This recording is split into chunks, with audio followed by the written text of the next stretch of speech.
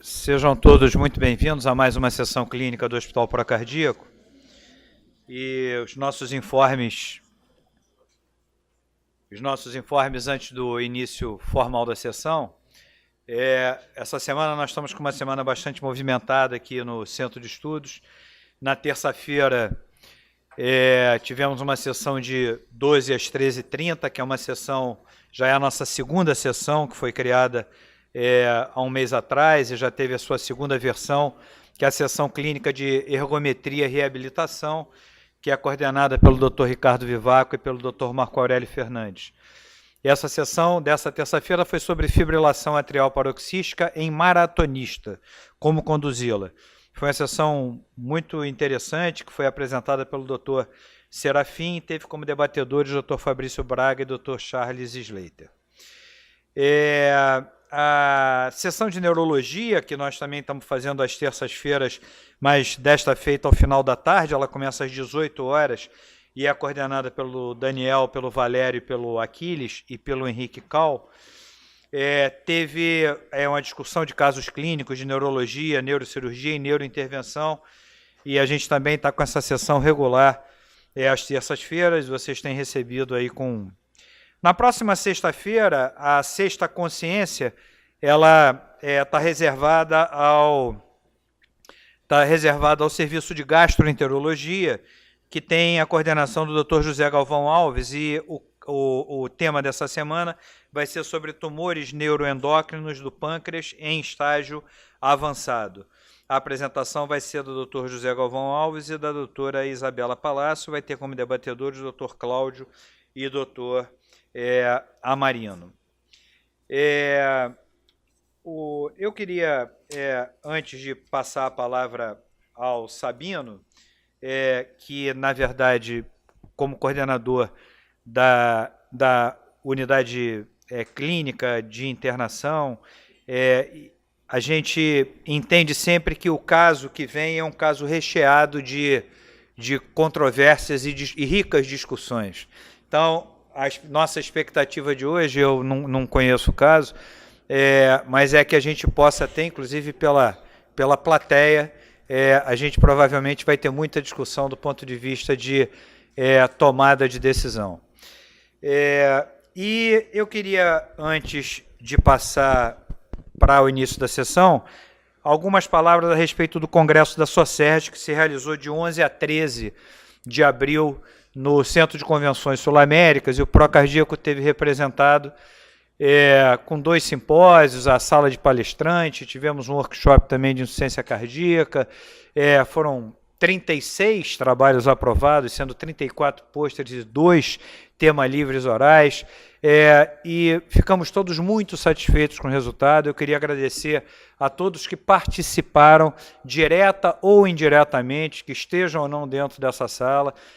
Isso também se estende ao pessoal do marketing, que nos ajudou muito, e a todos os que participaram, seja como palestrantes, seja como autores de trabalho, seja como participantes, levando o nome do Procardíaco, para, ao meu ver, o evento mais significante para nós, do ponto de vista de divulgação do hospital. Então, eu queria agradecer a todos. Tivemos o nosso simpósio com Eduardo Saad, Luiz Antônio Carvalho e Alexandre Siciliano, com 3 brilhantes apresentações. E nós tivemos também a grata satisfação de sermos premiados. Doutora Isabela Palácio recebeu o prêmio de 2º melhor tema livre de residente. Doutora Isabela é staff do... Cadê a Isabela? Está escondidinha lá atrás. Eu queria pedir uma salva de palmas para a doutora Isabela. Isabela, levanta, por favor. Queria também aqui formalmente deixar meus agradecimentos ao Dr. Cláudio Tinoco, coordenador do Serviço de Medicina Nuclear, um incentivador, um grande estimulador da parte acadêmica do hospital. Cláudio, obrigado aí por todo o teu apoio. E, finalmente, homenagear o nosso grupo de residentes, que também teve o 2º lugar no desafio de residentes. Dr. Gustavo, Dr. Felipe, Dr. Eduardo e o nosso Kizar Léo, que respondeu questões em russo, e graças a ele nós chegamos à nossa final, graças a ele sabia como é que era infarto do miocárdio em russo, imaginem vocês. Então, então eu queria agora passar a palavra ao Sabino e para a gente dar início à sessão. Obrigado a todos. Bom, boa tarde a todos, obrigado pela oportunidade. Obrigado pela presença de todos. Esse caso é assim, o tema não é novo, não é novidade, porém o formato que a gente vai trazer é um pouquinho diferente. Por quê? Esse caso é um caso online, porque o paciente permanece internado e as tomadas de decisões finais ainda não foram estabelecidas. Exatamente pelo tema que o caso de hoje da apresentação é o dilema de decisão terapêutica. Com convidados especiais que participam do caso clínico, a doutora Mariana, oncologista, que acompanha o paciente já de longa data, ela faz parte do grupo Oncoclínica, o doutor Guilherme Farm de Amoedo, que é o cirurgião vascular, eu acho que ele ainda não conseguiu chegar. Nossa querida Elizabeth, cardiogeriatra. Ricardo Mourilli, que deve estar a caminho.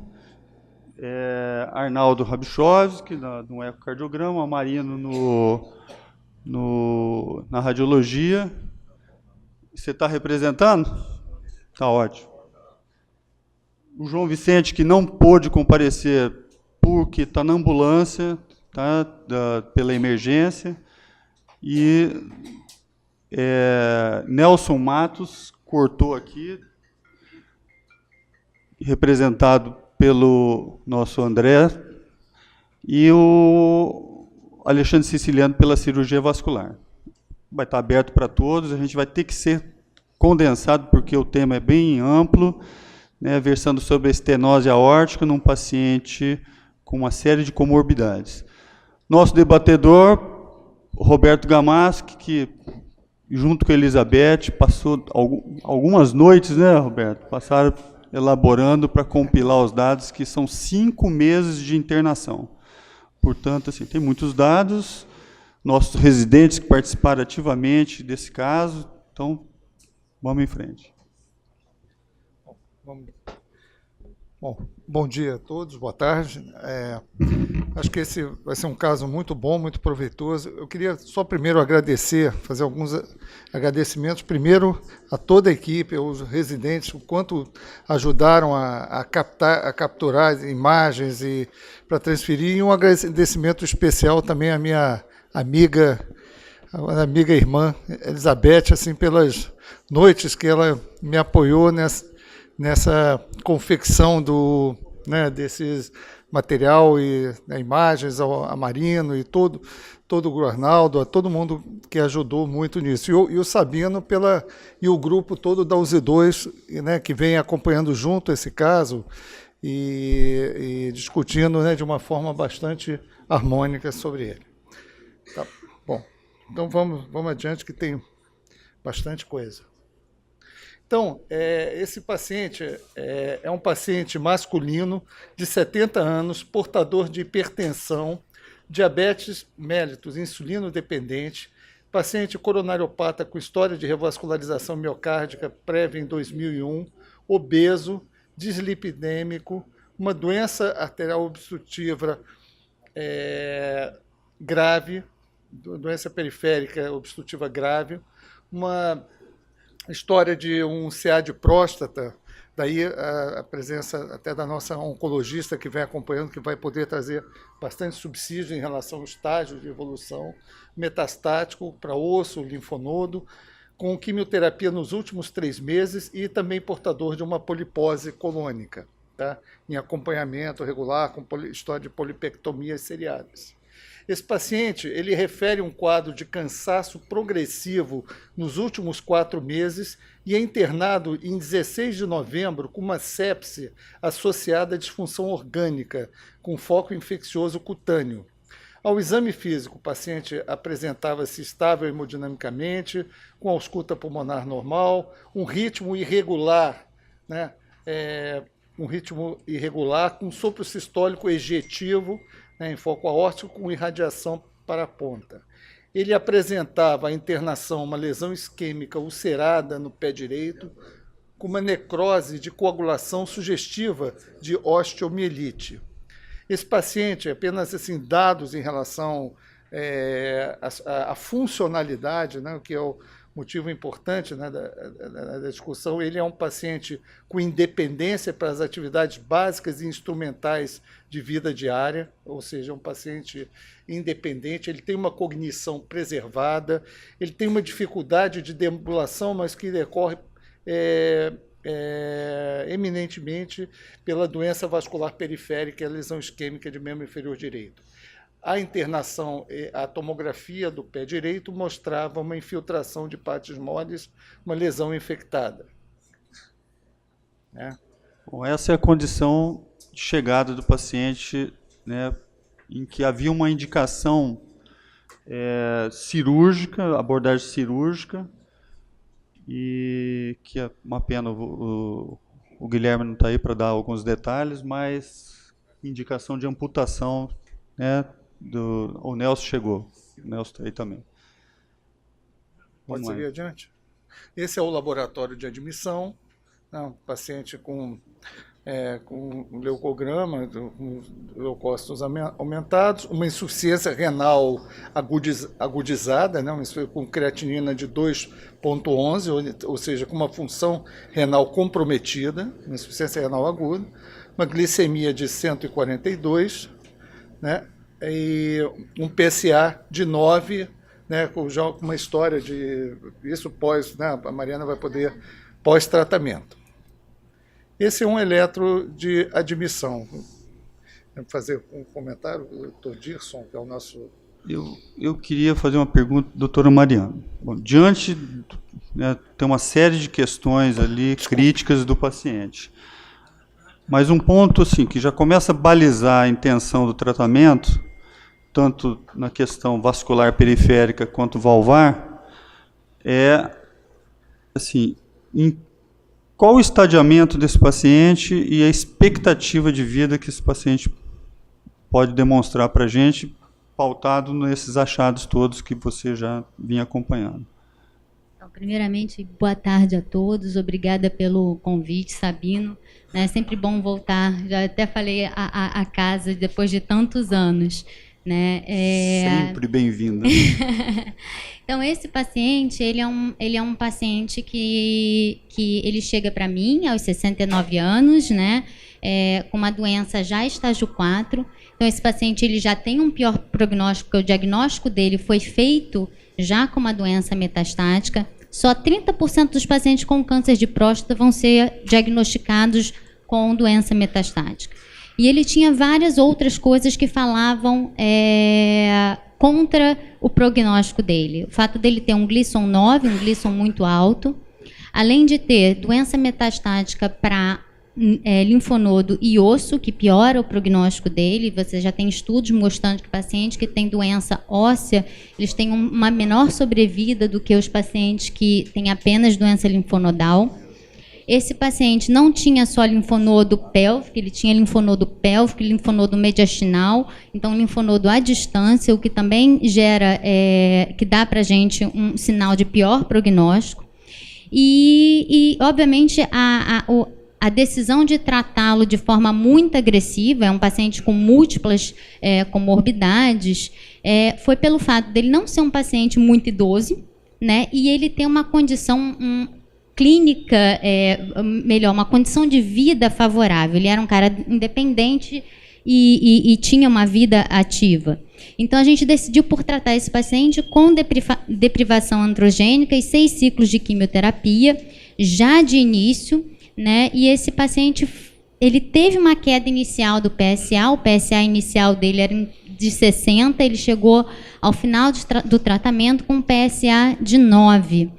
O que para a gente não é exatamente, foi uma queda importante, sim. Entretanto, a gente sabe que os pacientes que não têm uma queda de PSA abaixo de 4, esses pacientes tendem a ter um pior prognóstico do que os pacientes que conseguem ter um controle do PSA com níveis pós-tratamento abaixo de 4.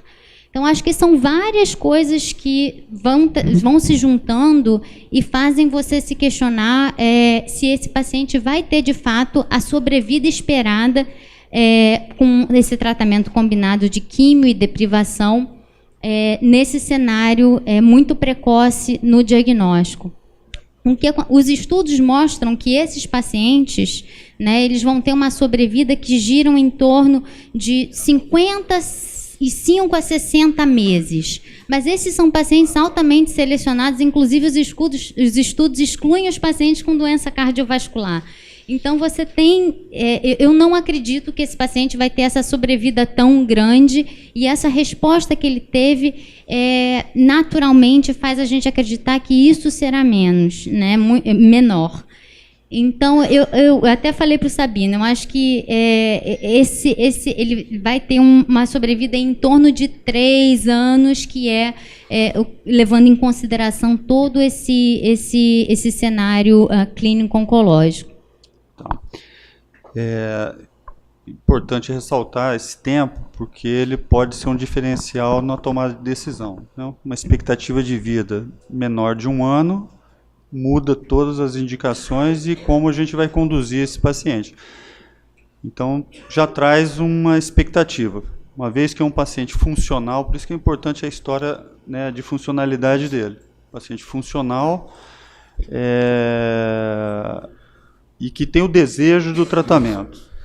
Eu vou seguir adiante, então, em função de ter muitos slides, mas basicamente ele tinha uma fibrilação atrial crônica e o eletro ressaltava isso. Bom, então o caso clínico na internação é caracterizada uma sepse cutânea, né, envolvendo especialmente o pé direito, uma insuficiência renal aguda, uma osteomielite, um paciente com um quadro clínico, né, de uma provável insuficiência ventricular esquerda, pelos fatores que a gente vai ver a seguir, e uma doença vascular periférica. É iniciado a antibiótico terapia com tazocin e daptomicina. Evolutivamente, esse paciente, então, ele foi internado com dor, além disso, com uma dor anginosa, uma leve dispneia, com vômitos, o tratamento essencialmente conservador.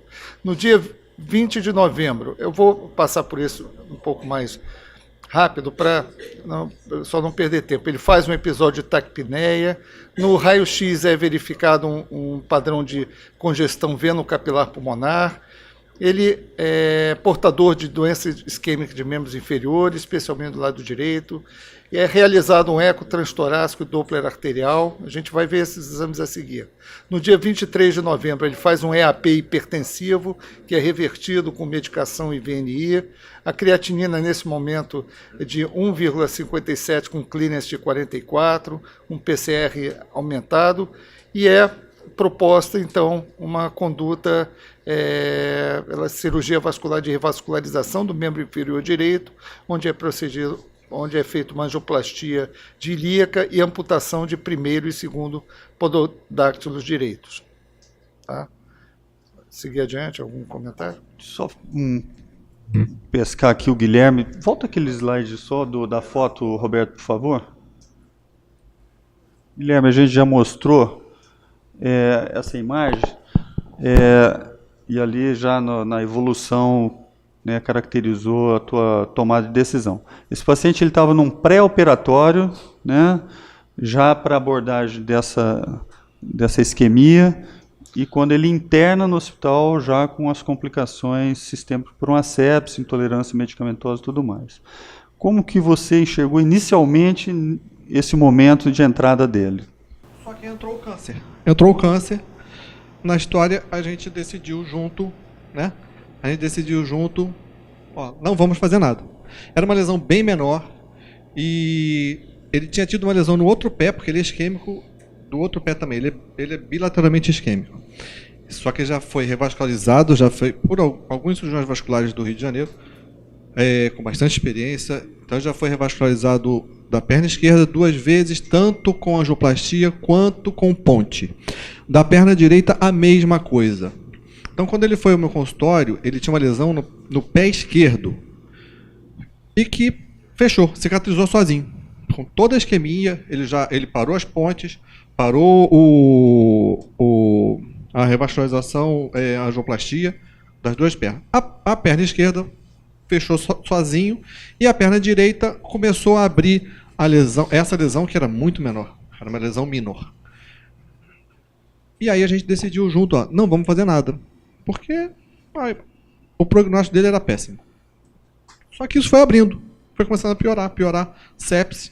Aí entramos em contato, bom, vamos ter que fazer alguma coisa. Ele é totalmente refratário à amputação. Em algumas vezes, eu acho que a amputação é uma solução.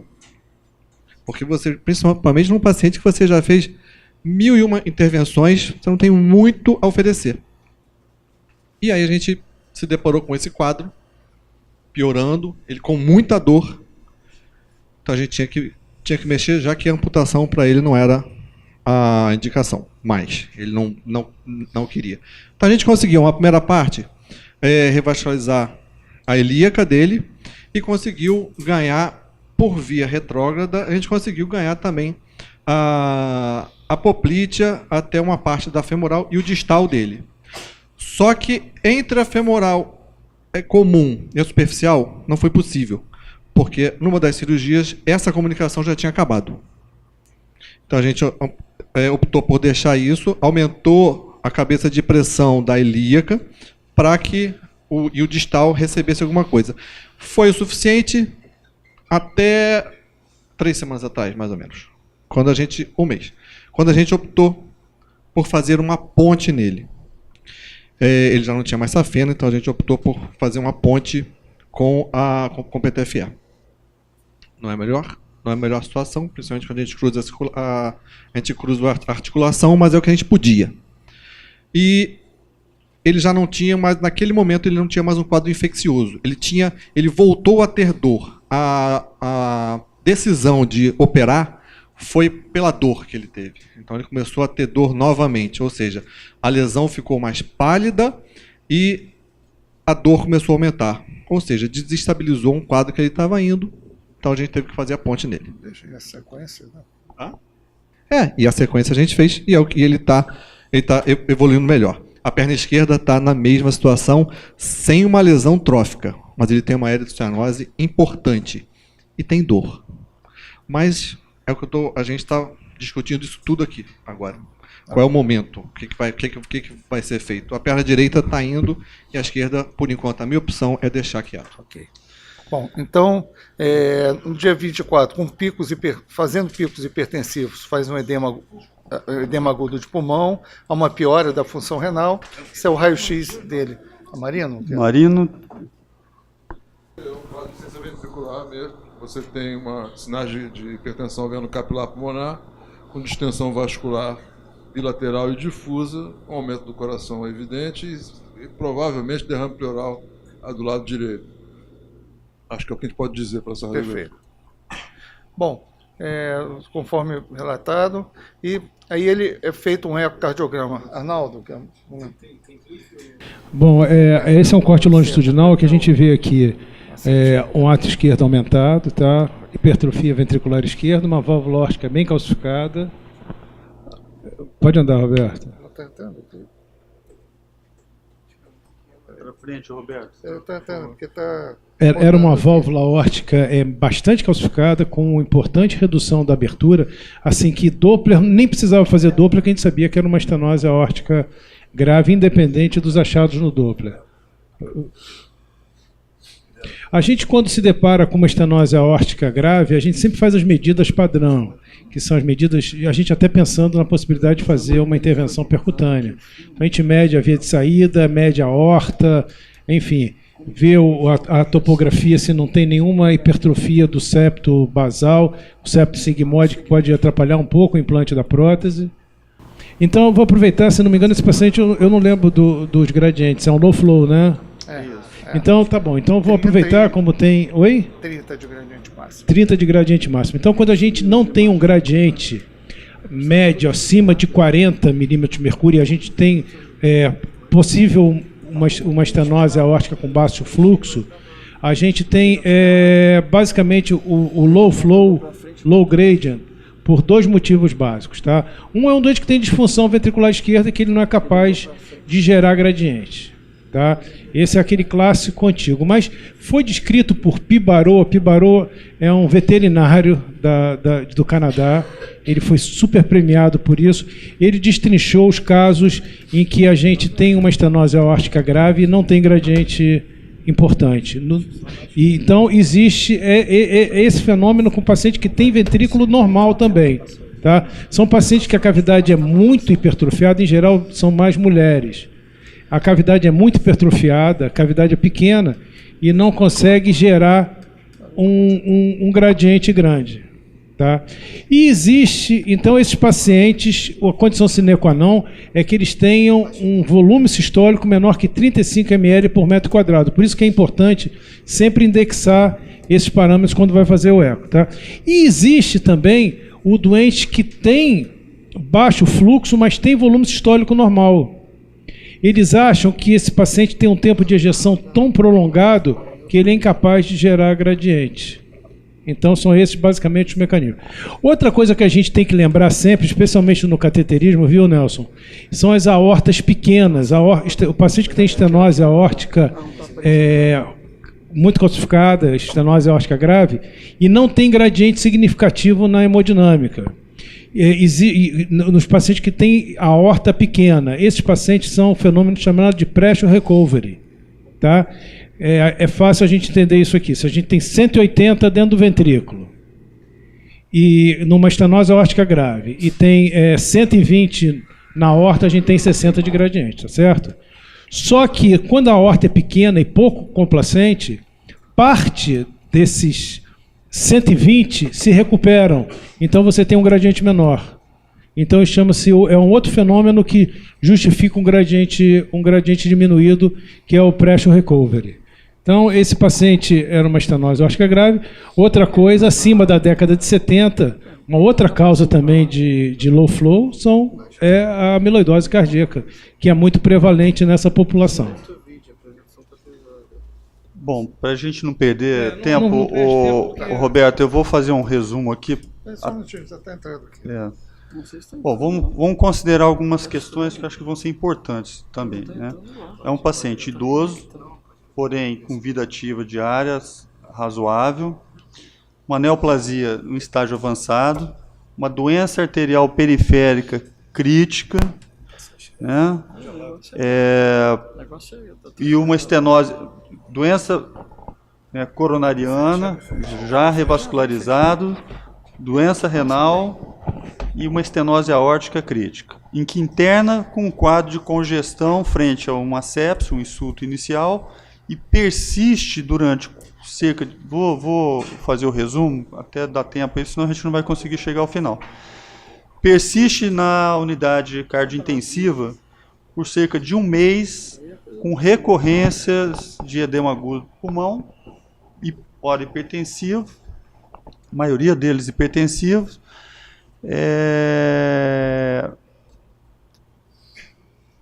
E aí entra o Daniel, o Ricardo que acompanhou bem próximo esse caso, as tomadas de decisão dentro da unidade cardiointensiva em relação à otimização desse paciente, uma vez que a gente tem uma barreira mecânica, né, para poder corrigir ou não, mas diante de todas as morbidades, a questão do acesso vascular, né, em que ele estaria proibitivo, né, Guilherme, o acesso de membros inferiores, como conduzir esse paciente nessa fase crítica da congestão da classe funcional 4 prolongada, né, quase um mês em edema pulmonar.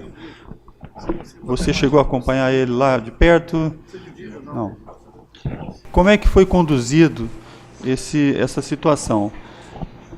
Vasodilatadores, obviamente, né, controlando hipertensão, diuréticos, balizado aí junto com a função renal, e surpreendentemente, ele foi estabilizando, controle da infecção. O Guilherme, heroicamente, submeteu ele a uma cirurgia dentro desse contexto, uma janela que ele ofereceu de oportunidade. O Guilherme interviu, revascularizou, amputou o primeiro e segundo pododáctilo, desbridou a lesão lateral. E o paciente veio num processo de estabilização dentro desse tempo. Prolongado, mas estabilizou. Só com relação ao manejo, isso é elementar, mas o manejo do doente com estenose aórtica grave, ele é mais difícil do que dos outros modelos de insuficiência cardíaca por conta da barreira fixa. Então, o uso de vasodilatador que você editou, não sei exatamente como isso foi usado, mas ele pode ser, inclusive, não recomendado nesse modelo de doente. Frequentemente, a gente só tem como usar diurético. E num doente com doença renal crônica, isso pode ser ainda mais difícil. Enfim, esse é um doente de manejo extremamente difícil. Eu fico com uma dúvida com relação a esse caso, para eu fazer uma revascularização cirúrgica nesse doente de membros inferiores, não sendo essa uma cirurgia de urgência, afinal de contas era uma doença isquêmica crônica, num doente com estenose aórtica, será que eu não precisava, antes da cirurgia, ter algum tipo de intervenção na válvula aórtica, né? Que, afinal de contas, a estenose aórtica é uma contraindicação, uma cirurgia de grande porte, né? Ou será que a gente deveria fazer uma intervenção aórtica antes da intervenção vascular? Essa é uma dúvida que eu sempre tenho. Essa foi a pergunta durante o intercurso dele nesse período, Daniel. Perfeito. A pergunta foi essa. Guilherme. Ele tinha uma osteomielite, né? Eu penso em mexer na válvula, mas ele estava com uma infecção bem avançada. Essa era a discussão. Então, nós consultamos a hemodinâmica, tá? Em relação a isso. Uma pergunta que foi feita... Perdão, desculpa, Evandro. Parabenizar você, sabe? Eu acho que esse é um caso extremamente contemporâneo, né? E uma das questões que a gente tem que colocar sempre num caso desse se a gente abre mão de toda a tecnologia, que a gente pode fazer coisa, e se a gente deve fazer coisa. É justamente sobre o cuidado paliativo e o cuidado de fim de vida. Acho que essa é a grande discussão num caso como esse. E sempre a dificuldade, né? Porque, obviamente, o paciente, que é o centro do cuidado, e, obviamente, a família, né? Sabendo que a gente pode fazer tudo, e a gente vai estar sempre podendo fazer tudo, e, por outro lado, a gente pode, na realidade, ter uma conduta que possa ser do enfrentamento do paciente de uma condição de terminalidade e cuidar do paciente. Então, isso, com certeza, talvez seja um dos pontos importantes. Aqui tem grandes pessoas e pensadores da área de geriatria, de cuidado paliativo. Eu acho que esse é uma questão, hoje, muito contemporânea dentro de um cenário como esse. Porque existem métodos para você calcular a sobrevida do câncer de próstata. Existem maneiras hoje de você levar um processo de decisão compartilhada ao paciente e à família, e a gente cada vez mais vai ter que chegar com essas informações e tomar uma decisão, não só de heart team, mas aqui um processo de decisão compartilhada.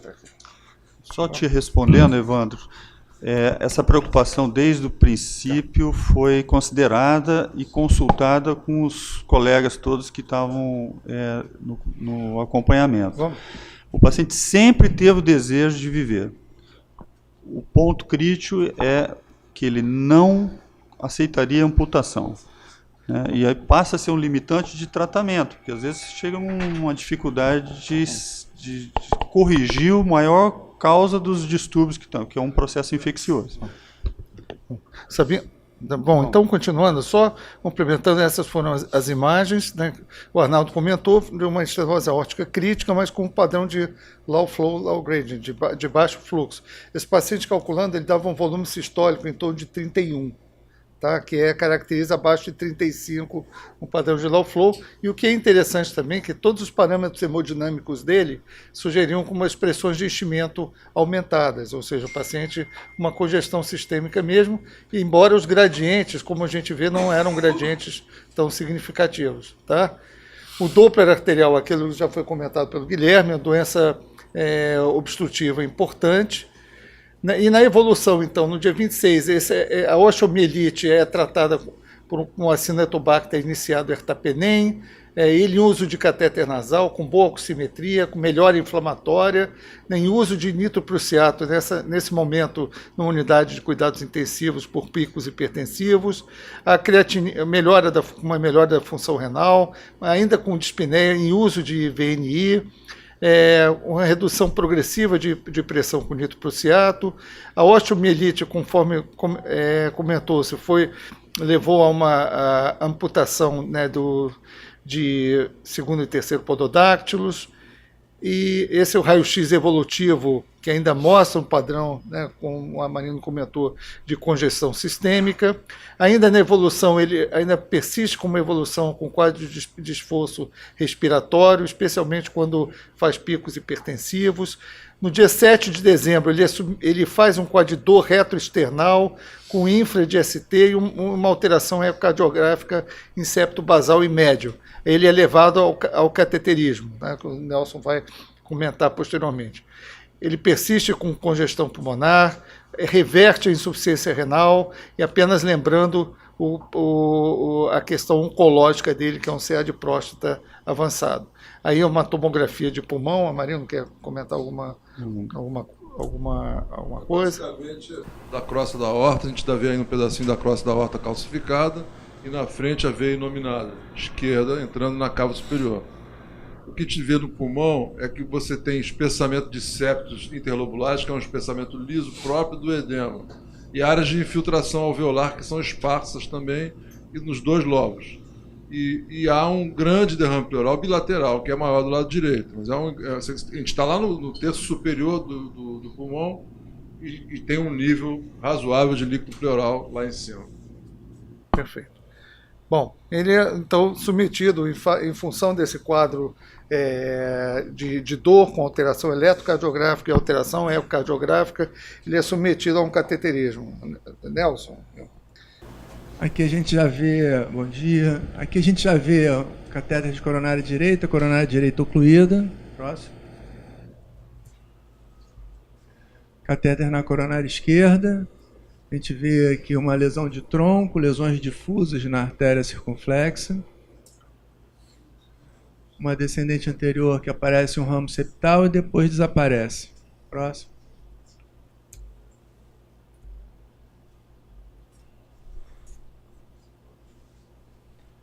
Aqui nós vemos os clipes da mamária, a lesão de tronco, aparentemente um stent, ou então uma calcificação intensa proximal de descendente anterior. Um ramo septal, a oclusão da descendente, a CX pérvia com bastante doença distal. Próximo.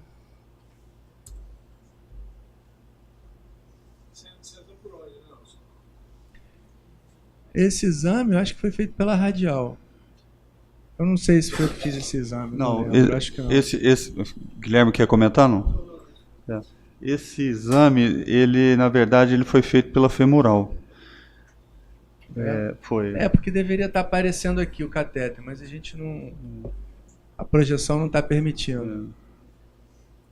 Bom, dá para voltar essa aí para a gente ver? Essa daqui é uma ponte de safena que vem para o ramo descendente posterior, que enche retrogradamente os dois ramos.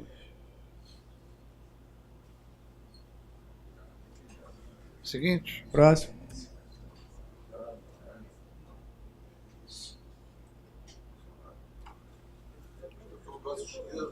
Foi pela radial esquerda. Aqui a gente vê o catéter, vê a mamária para descendente anterior e uma radial para um ramo marginal, ramo diagonal. Tá ótimo. 10 anos, né? Mais 2001. Não dá para definir bem se essas alterações de estágio da descendente anterior e da 2001. CX, da marginal, 2001. são realmente alterações importantes do vaso ou se é só uma perda de qualidade de imagem na transferência dos dados? Em que a gente vê a ponta bastante bem fina, um pouco doente. Próximo. Foi feito pela perna mesmo. Tem razão. Aquilo lá era um catéter que estava em subclave. O dono do doente sempre sabe o que acontece com o doente.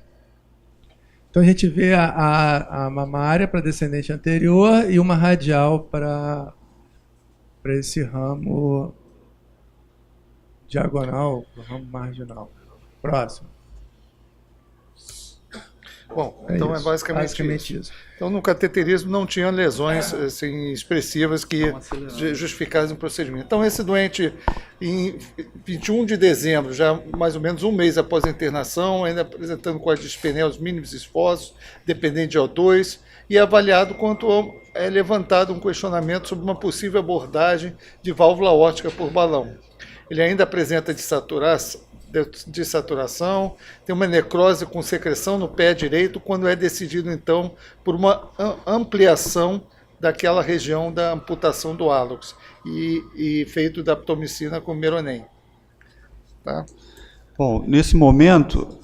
Oi, Fernando. Só um resumo bem rapidinho. Nesse momento, o paciente ainda permanecia com sítio infeccioso ativo, necessitando de desbridamento. Vou passar para o Fernando, mas foi feita a seguinte pergunta, voltando lá para o CETA. Esse paciente teria alguma intervenção percutânea para essa válvula que pudesse tirar ele dessa classe funcional? Vou opinar balão também sobre isso. Versus depois eu passo para o CETA, tá com o microfone aqui, já falo. Esse senhor, com tantas morbidades, com infecção em atividade, com osteomielite em atividade, realmente não é um momento de colocar uma prótese percutânea. E fora a dificuldade de acesso vascular, para grave vasculopatia. No entanto, pela instabilidade hemodinâmica e insuficiência cardíaca refratárias, sem ter uma doença coronariana para se vascularizar e para melhorar, eu acho que a estenose aórtica está tendo um papel predominante aí. Fazer uma ponte com um balão seria uma coisa razoável. Eu participei desse caso, eu sei até do desfecho, mas, de qualquer maneira, exercendo essas possibilidades terapêuticas, o leque de possibilidades, eu acho que o balão poderia ser feito com uma medida paliativa, para que ele pudesse ultrapassar esse momento mais crítico, uma perfusão, com a questão da insuficiência cardíaca refratária, principalmente. A gente sabe que esses pacientes com estenose aórtica crítica grave, com insuficiência cardíaca, eles têm uma sobrevida muito curta, né? Me parece que a doença oncológica dele, apesar de ser grave, metastática, tem um prognóstico de 30 meses, né, conforme já foi mencionado. Então, acredito que uma ponte com balão poderia ser pensada e, eventualmente, a posteriori, como tratamento definitivo, poderia ser feito um core-valve depois, ou uma Edwards, enfim, depois que fosse resolvida a infecção. Eu tenho um caso de uma senhora de 95 anos que também tinha vasculopatia periférica muito grave e o acesso arterial foi feito pela axilar. Então, existem alternativas aí para se vislumbrar, eventualmente, uma solução mais duradoura depois. Nelson e Siciliano, e em relação a essa fase, a abordagem do balão, como que é a visão de vocês? Teve uma resposta hemodinâmica que a gente consultou na época, mas como que vocês viriam agora isso? Ponte para um futuro intervenção definitiva, né? A válvuloplastia aórtica por balão, ela é factível em situações que você não possa dispor nem da cirurgia e nem do implante percutâneo da válvula aórtica. O que se tem que pensar é que, mexendo em válvula, o doente estando infectado, você não está colocando a prótese, mas você está mexendo nela também. Então, a possibilidade de você induzir uma endocardite valvar, ela existe real. Né? Então, o ideal, como o Fernando falou, o ideal é você tratar ter critério de cura infecciosa e depois tentar fazer a valvuloplastia do balão. Até porque o paciente não está chocado, não está com morte iminente, ele tem um quadro de difícil manejo, mas que não é um caso em extremis que você vai fazer isso. O implante percutâneo da válvula também não é oportuno, por conta também da infecção. Há que se discutir a viabilidade de acesso para você fazer o implante percutâneo da válvula, ficar eventualmente mexendo com calibres um pouco maiores nesse paciente. Habitualmente, o acesso axilar esquerdo, ele é factível, mas a gente evita, principalmente quando existe uma dependência da mamária, que nesse paciente ela é muito grande, que ela revasculariza tanto a descendente anterior como um ramo diagonal importante. Enfim, o acesso arterial, o acesso aórtico anterior, o Alexandre vai poder falar melhor do que eu até, mas pela tomografia a gente viu ali uma extensa calcificação. Eu não sei o quão seguro seria possível. Existe relato na literatura, em termos de acesso para implante percutâneo de válvula aórtica, em casos onde não se encontra o acesso pela aorta, o acesso pela transapical ou pelas ilíacas não seja possível, há relatos de você fazer o implante via carótida direita. Há que se ver a presença ou não de doença na carótida e a possibilidade de manuseio disso com alguma segurança. Então, seriam essas as opções. Mas não vejo oportuno mexer com balão nesse momento. Nesse momento. O Alexandre, depois o Luiz Antônio. E o André também. Obrigado, Sabino. Eu tenho a opinião do Fernando Rangel, assim. Eu acho que o balão pode adicionar uma alternativa de compensação clínica e ganhar o tempo que esse paciente eventualmente precisa em melhores condições de qualidade de vida nesse momento. Então, acho que os estudos que incorporaram a prótese transcatéter para a válvula aórtica, que compararam o balão com o implante da prótese, mostraram, obviamente, que a prótese é muito melhor, mas que o balão é seguro o suficiente para ser usado, sobretudo nesse cenário. Então, eu seria muito favorável nesse momento da avaliação uma ponte da valvuloplastia transcatéter. Oi, eu queria destacar uma coisa. A valvuloplastia é uma possibilidade por balão nesse momento para compensar o paciente, mas tem uma coisa curiosa, né? Que é a valvuloplastia no low flow. Isso não é uma coisa que a gente fica, inclusive, sem um critério de sucesso. Basicamente, a gente vai balonar pelo tamanho um pouco undersize em relação ao trato de saída, mas sem nenhum critério de sucesso, na verdade, porque ele já está com baixo fluxo transvalvar. Então, seria uma abordagem em extremo, porque a gente realmente fica sem o critério de sucesso, inclusive, que a gente está fazendo. Luiz Antônio, depois... Eu serei bastante breve, até porque quase 1h05, e nós estamos apenas em dezembro, o paciente está internado no meio de abril. Eu não quero ser simplista, muito menos, digamos assim, analisar de uma maneira tangencial um caso tão complexo, tão bem acompanhado, com tanta dedicação, com tanto esmero, e que traz à sessão ainda um caso ongoing, para que tomadas de decisão, digamos, mais avançadas possam ser assumidas, o que para mim é uma atitude muito louvável da equipe da USE 2, porque isso caracteriza uma sessão clínica institucional. Mas sem querer ser simplista, eu faço minhas as palavras de todos que me antecederam, e eu não veria, digamos, com bons olhos a intervenção no plano valvar aórtico com balão nesse momento. Primeiro, que o resultado é fugaz.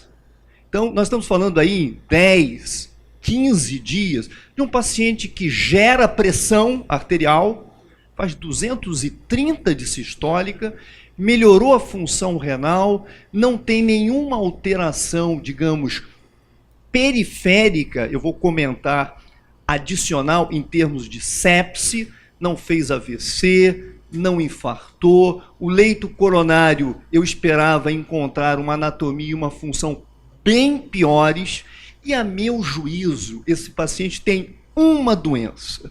Foi citado várias vezes a sepse, a origem cutânea, a osteomielite, mas eu senti falta de um diagnóstico. Esse paciente tem uma gangrena. E a gangrena desse paciente, ela é mista, ela é diabética e ela também é isquêmica. Ela tem infecção e ela tem necrose. A amputação dos pododáctilos, fantástico. A revascularização que o Guilherme fez, espetacular. Mas aquele buraco necrótico mantido no pé, a meu juízo, perpetua uma síndrome clínica que não vai ter solução. Vocês observem que a congestão pulmonar do paciente melhorou muito. Os marcadores inflamatórios e envolvimento de múltiplos órgãos também. Eu não diria que essa condição dele de congestão pulmonar recrudescente se prenda especificamente à estenose aórtica. É lógico que é um elemento hemodinâmico e de barreira circulatória fixa, mas esse contexto inflamatório não resolvido. Esse paciente, da mesma maneira como ele se propôs a amputação de 2 pododáctilos, nós teríamos que conseguir que esse paciente entendesse que ele precisa de uma amputação. E, a meu juízo, isso resolveria o problema do paciente. Essa é uma visão que eu espero que vocês não entendam como simplista.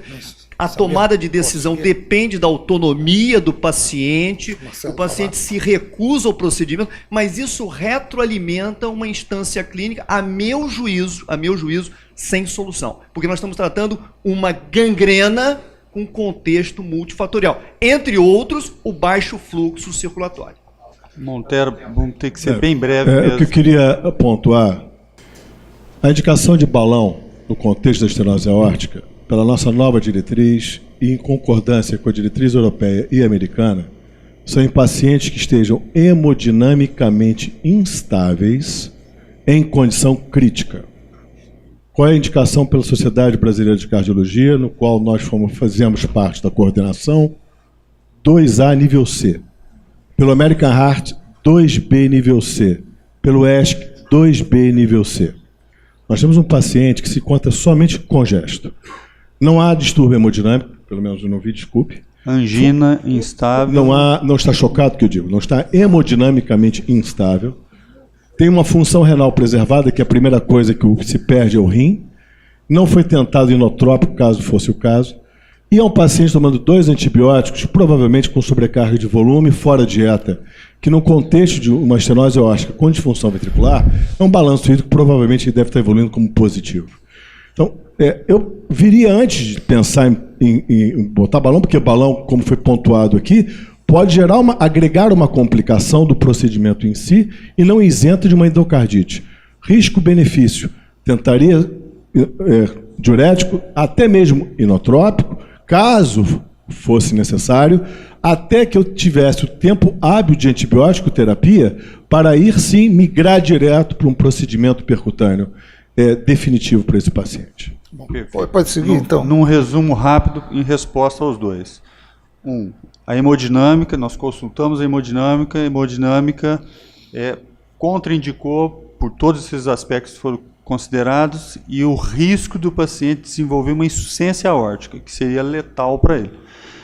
Em relação a, balanço hídrico negativando progressivamente, o inotrópico por causa dos picos hipertensivos que ele vinha fazendo para conseguir sair desse contexto. Então, toda essa estratégia foi conduzida. Bom, então, seguindo.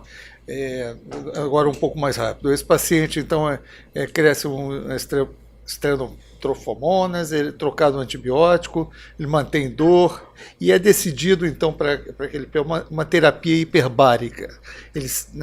Ele começa a terapia hiperbárica, não apresenta nova instabilidade hemodinâmica, ele está hemodinamicamente estável, como o Marcelo acentuou. Ele, nesse momento, em balanço hídrico negativo, permanece com cianose e isquemia de membros inferiores, E eupineico. Ele é eupineico, mas sempre dependente de O2 por catéter. Se tira o O2 dele, ele desatura. Ele desatura. Então ele é eupineico, conversa, lúcido, orientado, mas sempre extremamente dependendo do... Roberto, só um adendo rapidinho, só para entender o cenário. A partir desse momento ele já conseguiu sair da unidade cardiointensiva e estava na USE. Ou seja, sai daquele contexto de classe funcional 4, com gesto, edema agudo de repetição, para entrar numa classe funcional 3 agora. Perfeito. Então esse é o laboratório dele nesse momento, né, o raio-x dele, né, que mostra ainda, né, um quadro de congestão pulmonar.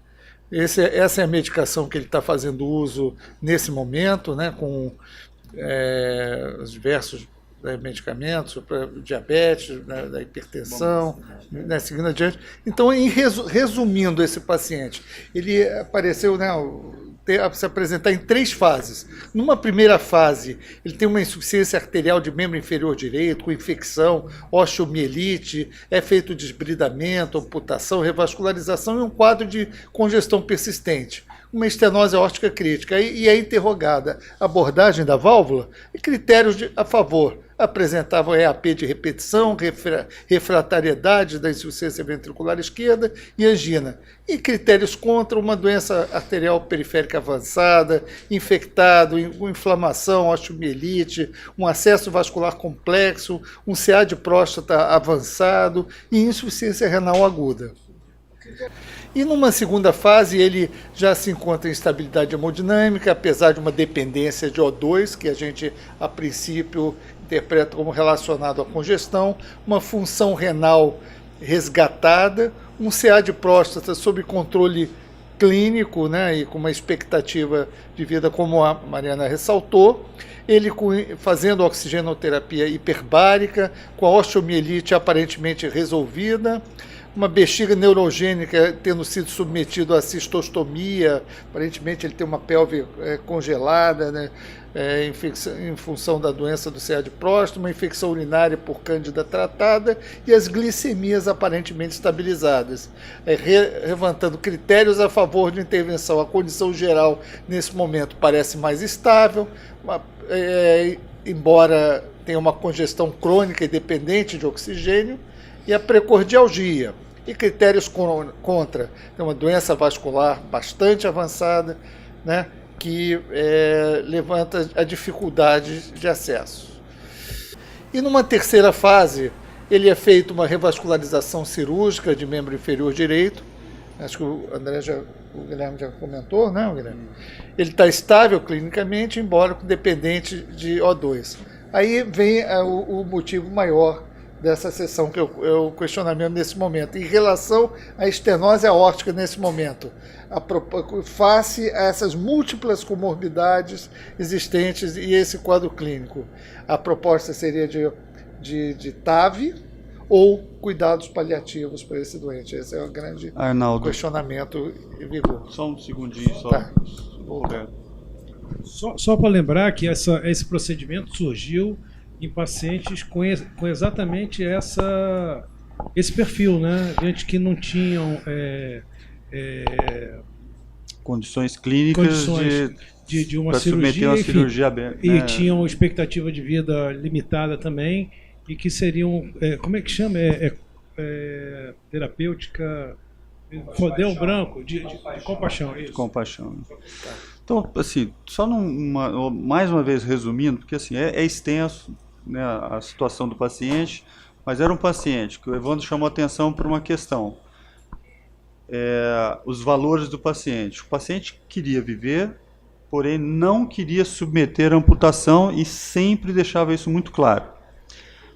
Então, né, atendendo ao desejo e os valores dele, foi tentando se conduzir dessa forma e achando as janelas de oportunidade em que o Guilherme brilhantemente conseguiu superar. Resolve uma osteomielite, a terapia hiperbárica adjuvante ao tratamento passa a trazer uma redução significativa, não deu para a gente botar a imagem aqui, significativa da úlcera isquêmica, porque o fluxo melhorou muito, e a infecção resolvida. Então, a úlcera está em resolução, não terminou. Tá? Esse paciente sociocultural e econômico, ele é de bom nível, não é? Bom nível. Como é que ele deixou ou deixaram essa lesão do membro inferior assim tão grave, tão profunda, tão assustadora, que o Luiz Antônio falou tão bem, é o que domina tudo no caso, né? Ele é um paciente de bom nível, socioeconômico, cultural, mas muito rebelde. Com a doença primária, diabetes, negligenciou anos e anos, né? O câncer de próstata, isso, exatamente, negligenciou. É um paciente assim, que ele negligenciava a doença dele, que é uma patologia, né? É uma patologia você negar a sua própria doença. Lógico. E eu, só completando, André, só assim, só para completar em relação, o Guilherme, ele deixava muito claro que se fosse necessária amputação, né, na última opção, a amputação teria que ser a nível da coxa, né? Então, aí a gente coloca o paciente numa condição, muitas vezes, pior de vida pela característica individual dele. Guilherme, rapidinho, volta só para o André, porque eu suscitei aqui. O quadro todo, mas nesse tempo todo, ele fez, a gente não pode esquecer que ele fez 4 revascularizações. A última foi, a gente não tem mais leito, o leito distal dele é péssimo, essa pegou fogo. Aí entrou a infecção, acabou. Junto a um paciente rebelde. André? Eu vou ser assim bem pontual. A pergunta é, para quem é esta pergunta? Para o paciente. A pergunta é, para quem é esta pergunta? Para o paciente. É só isso, porque pode ser para o paciente, para o médico, para a operadora, para o advogado, para o filho, para o pai. Pode ser uma opção de gente. O paciente já me deu demonstração que tem vontade de viver, que quer viver apesar de transgressões de indicações clássicas, tipo amputação. Ele já deu essa demonstração. Agora, provavelmente, se essa pergunta para ele, ele vai falar, eu quero o Otávio. Talvez a pergunta melhor seria... Resta saber quem é que responde. Hein, André? Melhorando essa pergunta seria TAV versus conservador. Continuar sendo conservador, isso, como veio até agora dentro da válvula, a questão da válvula. Sabino, depois eu quero fazer uma pergunta para a Beth, antes de passar para frente. Deixa eu fazer a pergunta. Ótimo. Tá. Eu vou fazer a pergunta para a Beth. Só para responder no TAV, o cuidado paliativo, rapidamente, a indicação do TAV é perspectiva de vida de mais de 1 ano. Sim ou não? Sim. Aí você desce dentro da avaliação da diretriz. Se é risco proibitivo de cirurgia, nossa diretriz é 1A, americana 1A, europeia 1B.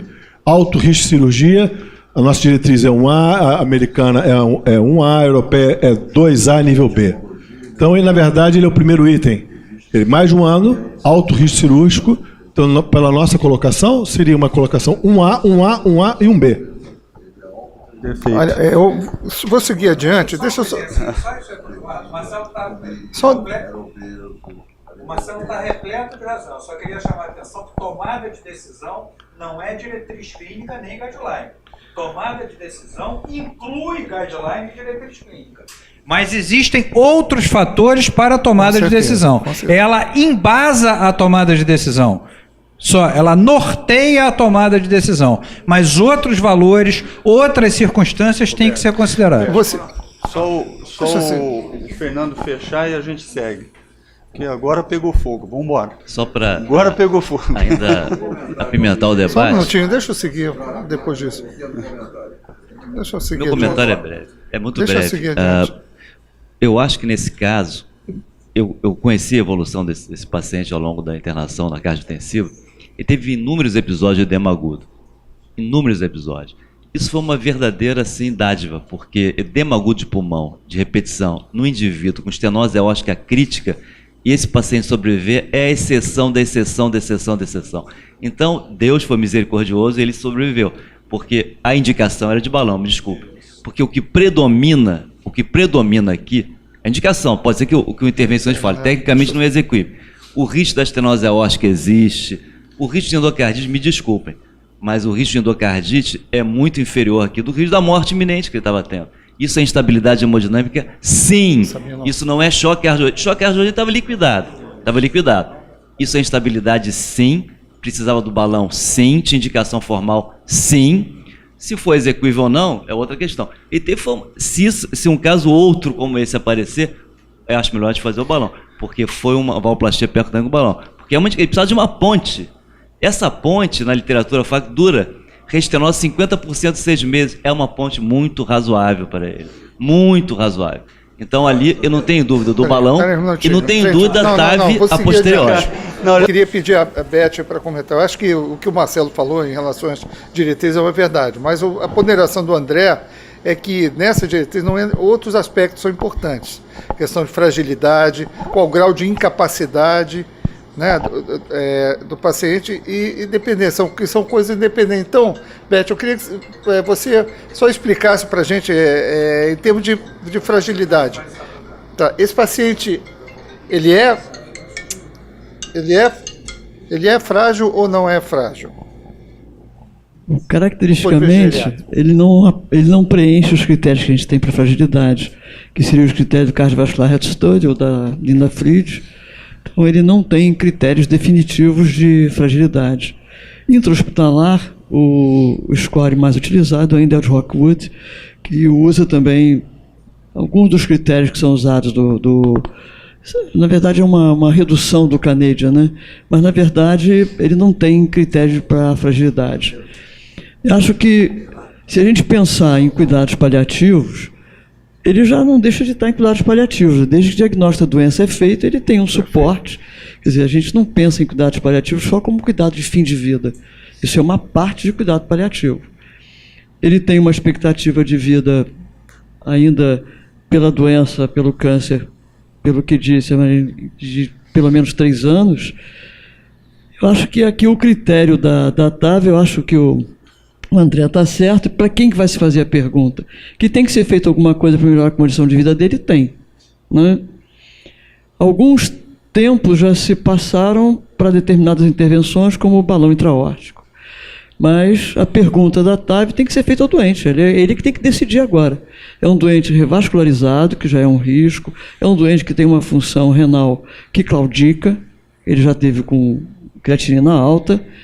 Ele tem uma doença arterial obstrutiva importante. Eu não sei até que ponto, como disse o Luiz Antônio, que essa lesão no pé não é uma lesão que possa facilitar outras complicações. Então, ele tem que ser posto a par dos riscos dele e da vida que ele tem, que não está muito boa, né? É um cara dependente de oxigênio, então tem que perguntar a ele. Isso é uma decisão que tem que ser compartilhada com o doente. Perfeito. E ele tem suficiente lucidez para isso. Então, só dando continuidade, falando sobre fragilidade, ele não é um paciente que apresenta critérios de fragilidade. Se fosse frágil, o risco dele aumentava muito. O critério de fragilidade para a utilização hospitalar, basicamente, é o critério de Rockwood, não vou entrar em detalhes, que está associado à morbidade. E nessa avaliação do Jack, é interessante que fragilidade, incapacidade e comorbidades são interrelacionadas, mas entidades distintas. Ele não tem fragilidade, mas tem incapacidade e um grande número de comorbidades. E a fragilidade em si não é motivo para evitar o cuidado, mas sim um motivo para estruturar um cuidado centrado no paciente. Né? Perfeito. Em relação à doença valvar aórtica, o paciente pode ser considerado para uma intervenção como de alto risco. A gente não vai perder tempo disso.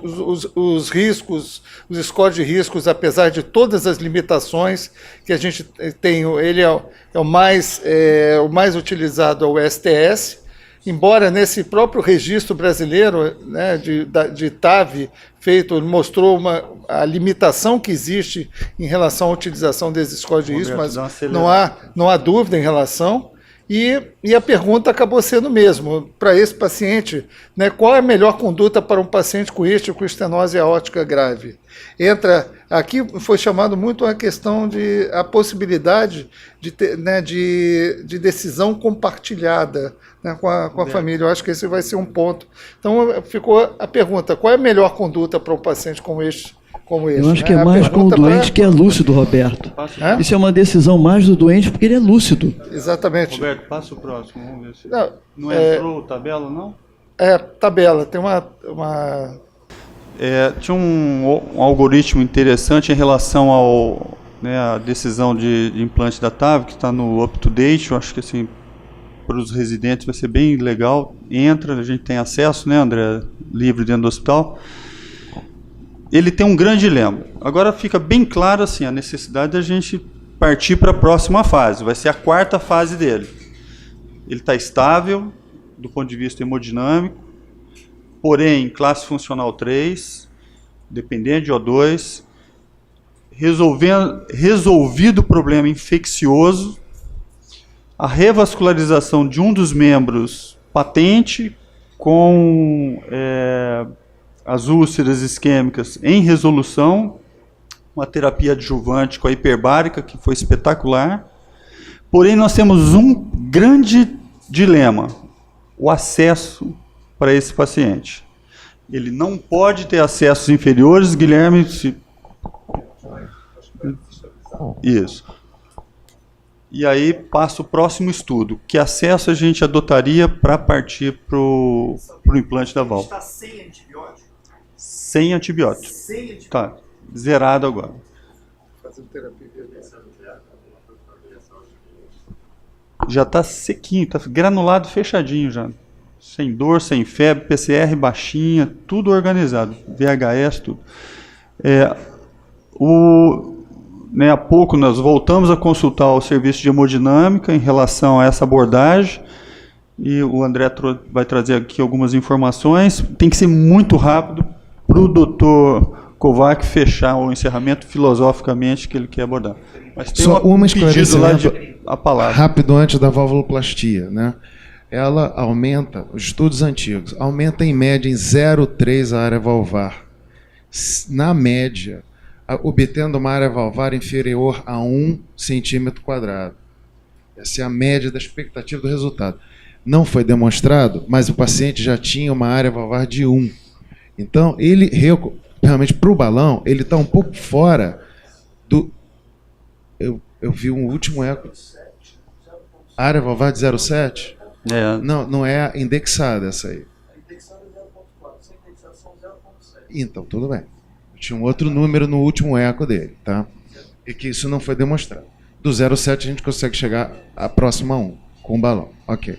Próximo, questão do acesso.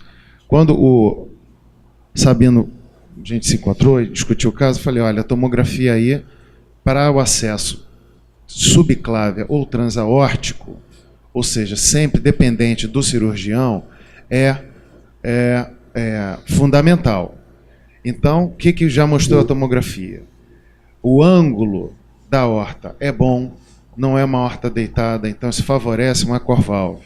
E tem calcificação no trato de saída intensa, como já aparecia no eco. Isso desfavorece a Edwards. Então a gente está falando em core-valve, que teria opção transaórtica e subclávia esquerda. Com a mamária esquerda, a subclávia esquerda vira um desafio. O ideal é que tivesse mais de 7,5 milímetros. A subclávia esquerda dele está em 6,5. Com isso, teria que trabalhar obrigatoriamente com uma válvula de 14F, que é a Evolute. Então, é um caso desafiador, porém, existe a possibilidade de ser feito. Não é uma contraindicação, tá? Apenas um desafio técnico. Bom, então ainda tem algum comentário técnico? Porque o meu não é técnico. Filosófico. Tem um comentário só importante, doutor Kovac. Chamar a atenção pelo seguinte. Só um detalhe, e foi conversado, que não foi comentado aqui, foi conversado com o paciente e ele tem vontade, colocando-se os riscos e os benefícios, e ele teria vontade de fazer. No meu caso, eu não tenho absolutamente condições de poder discutir qualquer aspecto técnico com relação a esse paciente, mas eu posso querer conversar com vocês a respeito de um problema bioético, porque existe na ciência jurídica uma coisa chamada vitimologia, em que a própria vítima contribui para que sofra o seu crime. No caso presente, esse paciente contribuiu de todas as formas possíveis para ser vítima de tudo que ele teve. Ele é um poliarterial, ele é calcificado, ele fumou, ele bebeu, ele engordou, ele não fazia provavelmente exercício. Eu não conheço o paciente, mas o que eu quero dizer é que nós estamos discutindo aqui 1 hora, podia ser mais uma e mais 2, e no caso, esse paciente contribuiu de todas as maneiras possíveis para ser vítima de tudo isso que ele está sofrendo. Se ele tivesse tido uma vida regrada, como hoje em dia está se fazendo já a prevenção, já com crianças, em vários colégios, está sendo demonstrado no mundo inteiro, que isso tem que começar pela infância. A educação alimentar, a educação para exercício, a educação para cuidados preventivos de doenças cardíacas, renais, etc. Beber bastante líquido, etc. Esse homem não deve ter feito nada disso. Então eu escrevi em 1992 um trabalho sobre a vitimologia em medicina e apresentei num congresso jurídico, que foi apresentado numa mesa redonda, com os maiores especialistas em ciência jurídica na parte de vitimologia. A grande professora da época era a doutora Esther Kozowski, que organizou essa mesa com um indivíduo da Sérvia, de outros países. Então eu apresentei isso e foi altamente discutido e aprovado. E eu acho que isso é uma coisa que é puramente filosófica, é um término de uma conversa grande, mas eu não contribuo em nada para resolver se deve ou não deve podar o balão, isso ou aquilo, mas eu quero mostrar que isso tudo poderia ter sido prevenido se esse doente tivesse vivido numa outra época, em que quando se tinha 8, 10 anos de idade, isso teria sido ensinado a ele, agora que ele tem 70, já não adianta muita coisa, ele está com o tempo medido de vida. E deve ter um aspecto genético muito importante, porque ele tem genética para arteriosclerose, tem genética para diabética, tem genética para câncer, e isso também é uma coisa que ele já devia saber. Se na família tem essas tendências, já desde cedo procurar fazer todo o possível contra a prevenção, a evolução genética. Pessoal, muito obrigado. O desfecho dessa evolução a gente vai trazer num segundo tempo. Obrigado a todos, obrigado, André.